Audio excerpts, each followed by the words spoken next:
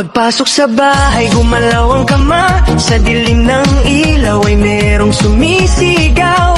Ako'y dumiretso, walang pag-alilangan. Sa bawat galaw, umuulo lang sigaw. Sa tunog ng bunganga, ako'y napahanga. At ako'y dahan-dahan na sumisilid din. Wala nang salitang binuksan ko na. Pag-on ko ng ilaw, nakita ko lahat. Itlog ng lolo ko, sa bawat sigaw nyo ako ay biglang napawa. Bakit huwag mong bibitawan hanggang sa huling sok-sok ng galawan. Hawak mo ang egg sa ilaw ang dilim, ikaw lang pumatol sa lolo namin.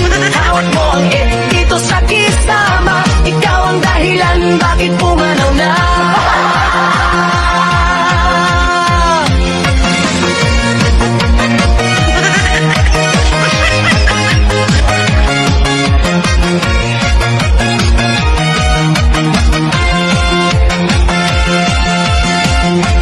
Hawak mo ang itlog ng lolo